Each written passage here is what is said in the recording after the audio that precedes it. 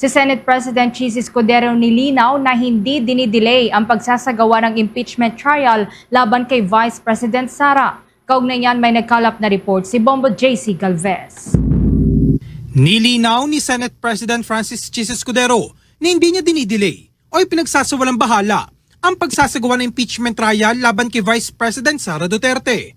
Pahayag ito ni Escudero bilang tugon kay Senadora Risa Ontiveros na malaking kapabayaan daw sa responsibilidad nilang mga senador ngayon kung hindi tutugunan sa 19th Congress ang impeachment complaint laban kay VP Sara. Git ni Escudero, dapat gawin ang impeachment trial laban kay Duterte alinsunod sa batas at pamamaraan upang maiwasan ang mas maraming pagkaantala sa hinaharap.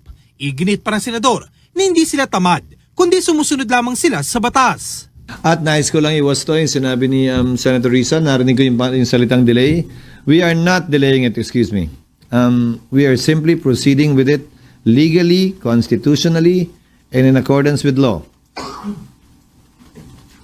For us not to follow the law will in fact create more delay or more opportunities for either party to go up, question the proceedings we're undertaking, which will in turn result in more delays. Una lang sinabi ni Escudero na posibleng sa Oktubre ngayong taon may gagawad na impeachment court ang hatol kay VP Sara. Tugon ito ni Escudero, kaugnay sa posibleng timeline sa proseso ng paglilitis laban kay Duterte. Ipinalawanag ng senador na kahit magdesisyon ng Senado sa Hunyo, hindi agad magsisimula ang aktual na paglilitis dahil may oras para sa paghahain ng mga dokumento at ebidensya kung saan matatapos ang termino ng 12 mga senador.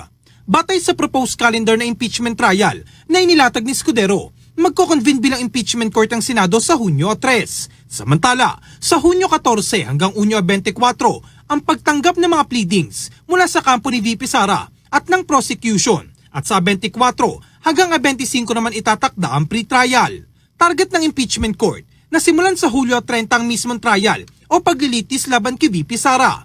Paliwanag ni Escudero, hinati na nilang oras ng trial at sesyon para magampanan nilang trabaho bilang legislative body at maipasa ang mga mahalagang panukalang batas, lalo na ang inaasang pagtalakay ng taunang budget.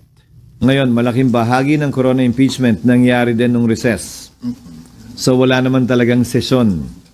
Committee hearing lamang ng umaga ang meron. So pwede talaga yon. Pero kung meron kaming sesyon, hindi namin pwedeng isuspended animation ang legislative work ng Senado, lalo na pag-uusapan dyan yung pinaka-importanteng piraso ng legislasyon na dapat ipasa ng Kongreso, ang taunang budget. Para sa Bombo Network News, ako si Bombo JC Galvez nagulat para sa number 1 and most trusted radio network in the country, Bombo Radio Philippines, Basta Radio. Bombo!